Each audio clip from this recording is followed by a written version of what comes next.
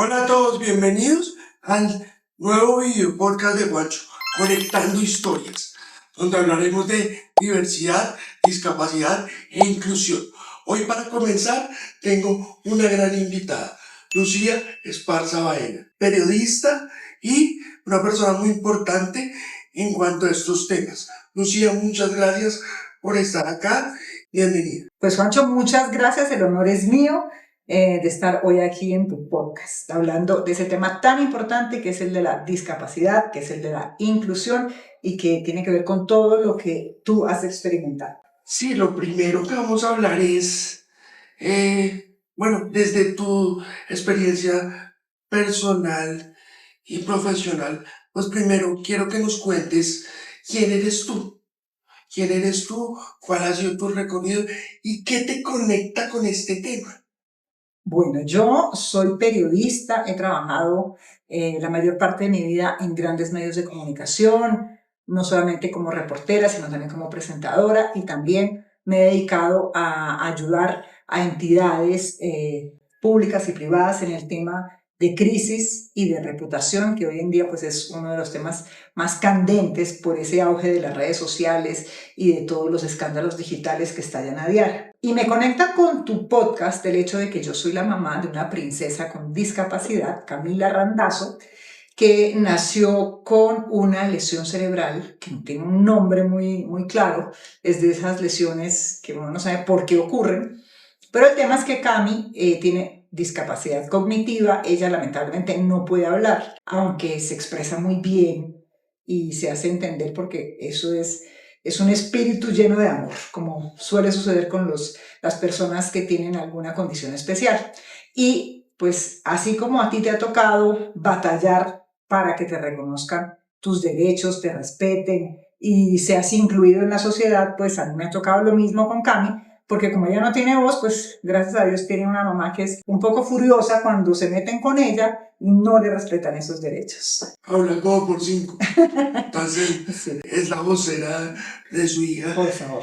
En ese orden de ideas, profundízanos más en esas barreras que has encontrado. ¿Qué barreras? Pues mira, yo la verdad en el tema de la inclusión en colegios, creo que ahí en Colombia estamos bien en ese frente. Se ha hecho un gran trabajo de concientizar a los colegios donde van niños normales para que abra un espacio para niños especiales. En el caso particular nuestro, nunca fuimos muy partidarios de que Cami estuviera en un colegio con personas de su edad que no tenían ningún tipo de limitación, porque nos dimos cuenta cuando Cami era chiquita que eso la frustraba demasiado, porque mientras los otros volaban y entendían rapidísimo, ella no entendía nada. Entonces, ahí nosotros decidimos que Cami fuera a una institución para personas como ella, con discapacidad cognitiva. Pero creo que en Colombia se ha avanzado mucho en ese tema, sobre todo gracias a la tutela, que todo lo puede, cuando no, bueno, o todo lo podía porque ahora ya no es igual, pero digamos que los derechos de las personas con discapacidad se han ido incrementando, hay mucha conciencia. A mí hay temas que me ofuscan profundamente y es el tema del acceso a la salud y a los medicamentos de las personas con discapacidad. Yo siempre digo, si el señor de la EPS que le manda a la mamá de una persona con discapacidad que no puede valerse por sí misma esa fórmula y se la devuelve 25 veces, no se ponen los zapatos de esa persona que es pobre, que no tiene unos ingresos propios, sino que tiene que trabajar y pedir permiso en el trabajo 20 veces porque le devolvieron por una firma, por un sello, porque no decía el gramo, porque no decía cualquier cosa. ¿Por qué no facilitan la vida de esas personas con algo tan sencillo como te voy a mandar tus medicamentos que tienes que tomar de por vida porque tienes epilepsia o porque tienes, no sé, alguna crisis especial con un medicamento que es de uso prolongado, yo te lo mando a tu casa y te facilito la vida? En eso no hemos avanzado nada. ¿Y cómo combatir eso? ¿Cómo cambiar eso? Porque esos son temas burocráticos, actitudinales. Y eso me lleva también a pensar, porque tenemos esta idea por un tema que yo siempre he tenido, y te lo dije cuando estábamos planeando ese espacio, lo del lenguaje. ¿Sí? Desde tu punto de vista de mamá y de periodista, como, ¿qué papel crees que juega el lenguaje en todo esto, en la formulación de política, en el tema? ¿Y cuál ha sido el papel de los medios de comunicación en esa configuración del lenguaje? Pues yo no sé si el tema en este punto es muy de lenguaje, porque creo que, bueno, se ha avanzado mucho en el tema de incluir a las personas con discapacidad, con diferente discapacidad, y entender que una discapacidad no solamente atañe a aquella persona que va en una silla de ruedas, porque antes teníamos eso en la cabeza. No, es que eso no es. Lo que se ve. Exacto, Sí. hay muchos tipos de discapacidades, pero a mí me parece que los señores que están en el Congreso de la República no han hecho ningún esfuerzo que valga la pena para priorizar y para visibilizar las necesidades de la población con discapacidad. Del mismo modo, las autoridades, el gobierno nacional, pone como unas corbatas en la alta consejería para la discapacidad. ¿Para qué sirve? Para nada. En el Ministerio de la Igualdad, creo que hay todo un apartado para la discapacidad. ¿Qué están haciendo?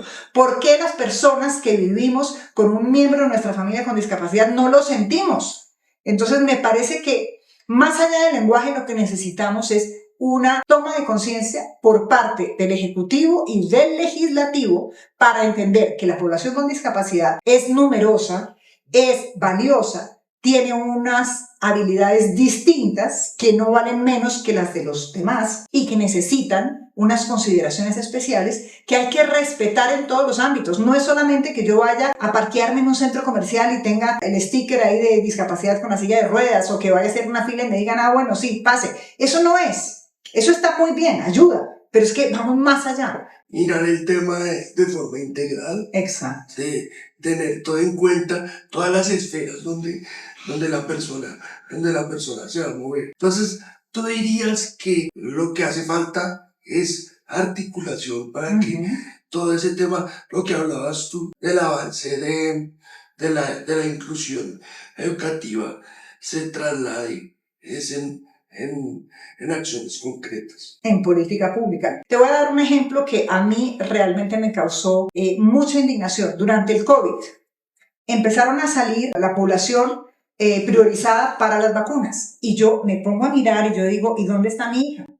No, las personas con discapacidad no necesitan ningún tipo de priorización. Me tocó irme a sentar con el jefe de la vacunación en ese entonces del gobierno Duque y decirle, a ver, señor, ¿cómo le explico que mi hija tiene discapacidad cognitiva? Que no entiende que es un tapabocas, que no entiende por qué no puede darle abrazos a las personas cuando esa es su forma de comunicación y que no quiere estar encerrada en la casa. ¿Cómo entiende usted eso si ella no tiene 80 años pero necesita ser priorizada? Y con un grupo de mamás nos tocó ponernos a dar lora en medios de comunicación hasta que los priorizaron. Entonces digo yo, ¿por qué tengo que pelear por algo obvio? No, ¿sabes qué me dijeron a mí hablando de esto? Yo llamé a la EPS por teléfono. Me dijeron, no, ¿sabe qué? Cuídese. Tranquilo, no salga de la casa. No, pues divinos. Porque no había priorización. No había priorización. Pero cuídese usted y no salga. Esa es una respuesta que voy a decirlo en términos muy mal educados, en una respuesta estúpida de gente que maneja temas sensibles de salud pública y que no entiende que las personas con discapacidad siempre deben estar en el número 1 de la fila. Bueno, hay otro tema ya un poco más personal. Como tú y como los seguidores saben, pues yo he tenido una relación muy personal con la discapacidad y la inclusión. Y eso me llevó a plasmar mi historia de vida en este libro que tienes acá.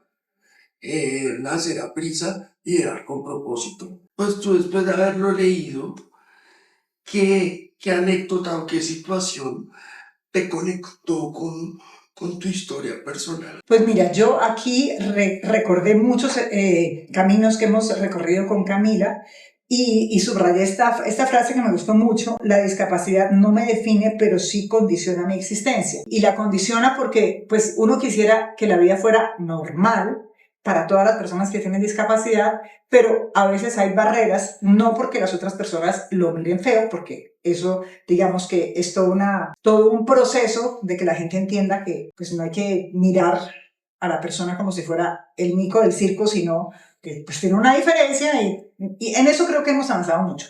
Pero en otros temas es, como lo decía, pues más difícil. Y encontré aquí en tu testimonio ese valor tan importante que tiene una familia comprometida. Porque yo siempre digo que uno sale adelante con un trabajo de equipo. Esto no es fácil. Yo creo que tu papá y tu mamá forman un gran equipo y lo han mantenido para sacarte a ti adelante, ayudarte a salir y brillar y hacer, a concretar tus sueños. Lo mismo pasa con Álvaro y conmigo, con Sebastián, mi hijo, y con Camilita. Nosotros somos un equipo y tenemos unos abuelos maravillosos, unos tíos y unos primos que aman y aceptan a Camila tal como ella es, no como quisieran verla, sino como es, que eso es muy importante. Y creo que aquí, en tu experiencia, tú lo reflejas muy bien, porque vas contando cómo lograste ser incluido en un colegio como el Tilatá, cómo tus primos fueron fundamentales en tu amor a la lectura, cómo tu abuelo siempre te hizo descubrir otros mundos a través de lo que él tenía. Entonces, pienso que todo ese amor familiar es supremamente importante, y a las familias que tienen un hijo con discapacidad y que no lo aceptan, pues léanse por favor este libro para que ustedes se reconcilien con esa dificultad que les puso el destino, la vida, y aprendan a ver con ojos de amor a ese ser especial. El reto es dar oportunidades, el reto es apoyar, estar ahí y también dejar ser. Y como tú dices, la base es el amor. Yo te quiero preguntar ahí por el poder transformador de las palabras, que es un capítulo muy bonito que tú aquí escribes. Aquí voy a ser yo de periodista, Claro, de entrevistador. Oh, sí.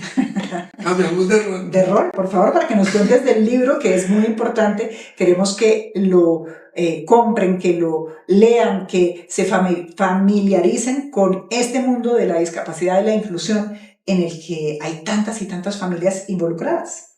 Entonces cuéntame eso, del poder transformador de las palabras. Bueno, digamos que antes de empezar todo este rollo de las redes sociales y de las cámaras y de los likes y de los envíos, yo me empecé a acercar a la escritura. Yo escribía en papelitos, en cuadernos, y ese abuelo, del que habla mi abuelo, entonces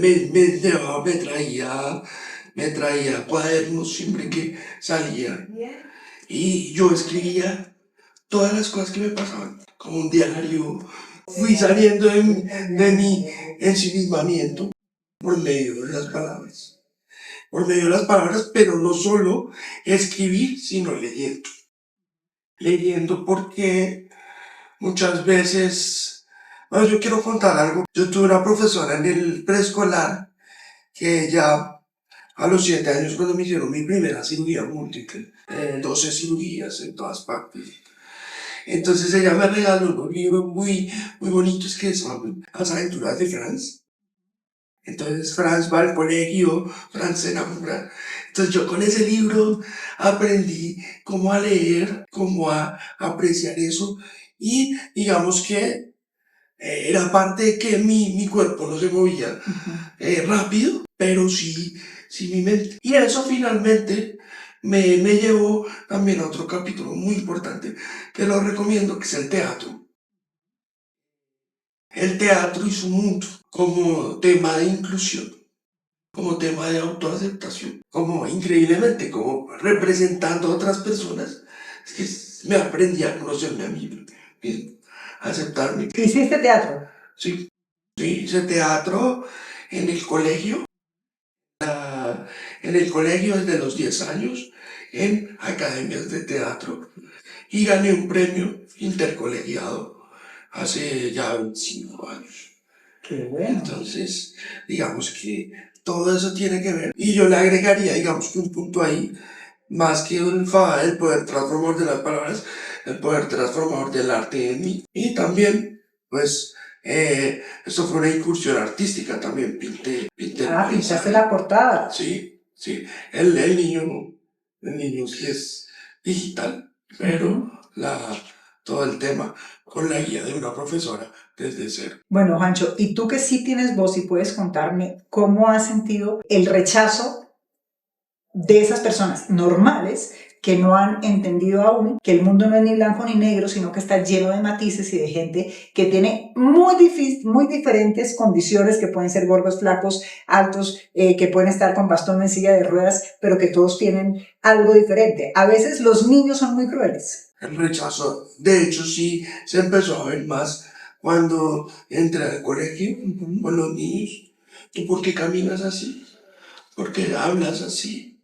¿Por qué tienes 7 años y estás en kinder? Imagínate un chinito así chiquitito, Claro. todo grande. Entonces yo me amargaba la vida explicando, ay, es que a mí me operaron 50 veces, bla, bla, bla. Pero después ya empecé a decir, me caí en la bicicleta. Pero el rechazo sí era latente. Y también, pues uno ve el rechazo en el mundo laboral también. Es muy complejo. Por eso yo soy muy emprendedor, yo me muevo en muchas cosas, como buscando espacios, como creando espacios. Porque la frase famosa que todos sabemos, no nos llame, que nosotros lo llamaremos. ¿Sí? Pero tú tienes tú fuiste a la universidad y tienes estudios. Sí, yo soy abogado de la Universidad del Rosario, experto en Derecho Laboral. Y he sido profesor de varias universidades también. Pero como te digo, a mí me gusta mover en varias cosas. Y sí he sentido a veces que de pronto los jefes como que no le dan a uno trabajo, ¿no? O le quitan a uno el trabajo. Es difícil, es bien complejo. Pero digamos que es parte del reto, ¿no? Primero que todo demostrarle a uno mismo, porque uno debe hacer las cosas con propósito, como dice el título del libro, pero lo debe hacer por uno mismo, por convicción y por una profunda automotivación. Y ese llamado que yo le hacía a las autoridades, tanto del legislativo como del ejecutivo, ¿cuál sería desde tu voz de persona en condición de discapacidad que realmente ha salido adelante, que ha demostrado que con ayuda y con un equipo ganador, pues uno da ese paso para normalizar su situación? Sí, finalmente eso es como la, como el objetivo que tenemos acá, ¿no?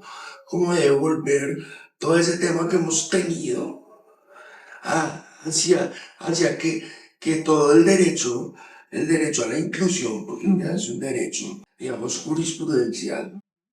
Aquí se sale lo abogado. Entonces, que sea como universal para todo el mundo.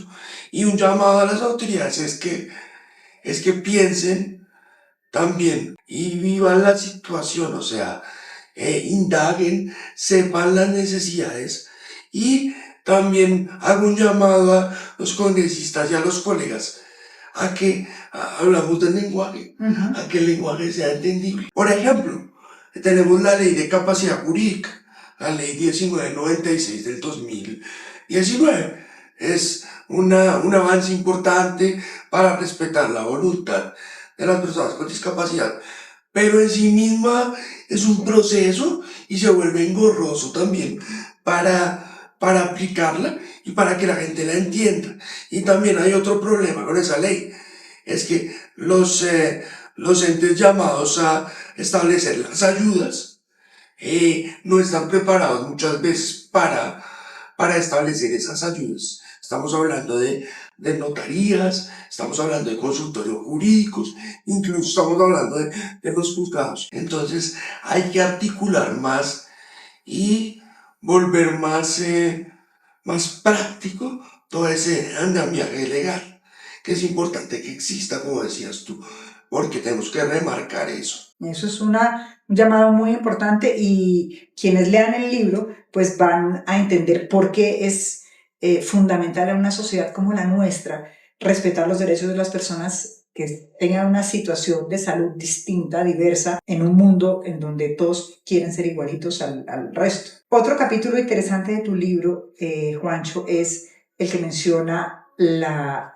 maravilla de los viajes. Y ahí pienso yo en la situación de mi hija Camila, que no tiene, digamos, esa facilidad de tener un grupo de amigos para salir, porque ella va a un centro donde pues, los recursos son limitados.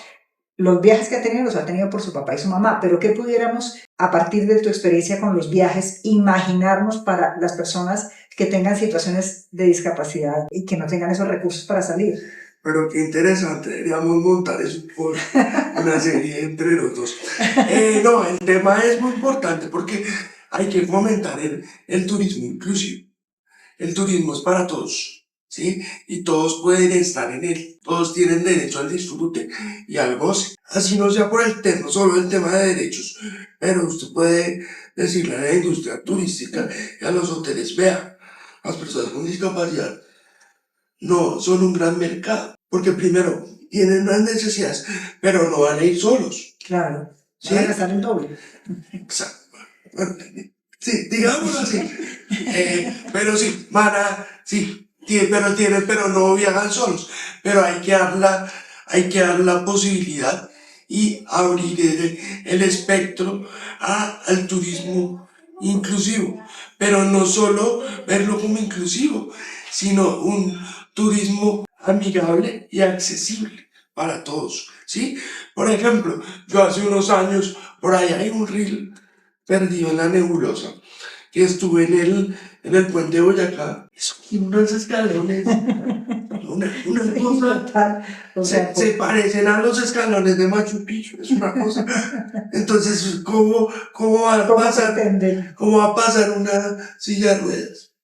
¿Mm? Exactamente. O sea, entonces hay que pensar en el derecho de las personas y también hay que pensar en un concepto muy importante, además de la inclusión o que abarca la inclusión, es el movimiento de vida independiente. Las personas con discapacidad tenemos el derecho a tener una vida funcional e independiente. Eso es lo básico aquí y el turismo jugaría un gran papel ahí. Y ahí cuando hablas de independencia también ligo esto con una reflexión que tú pones al final del libro. ¿Qué podemos aprender de este testimonio? El liderazgo consciente es para todos. Y tú, Juancho, has demostrado que tienes mucho liderazgo, que has sobrellevado muy bien tu parálisis cerebral, que es una enfermedad, una condición, digamos, difícil de superar, pero tú la has superado con creces, eres abogado, eres profesional y estás estrenándote en este campo digital ya. Liderazgo consciente. Sí, es como de esa adversidad y de ese tema complicado, sacar lo mejor, sacar fuerza y así cueste luchar con todo lo que hablamos, ¿no? Con la familia, con equipos médicos, fisioterapeutas. Aquí hay miles de personas que han hecho parte de este camino que no me acabaría el podcast para nombrar. Pero lo más importante es que yo crea en mí mismo, ¿sí? Y que yo sepa y yo quiera salir adelante.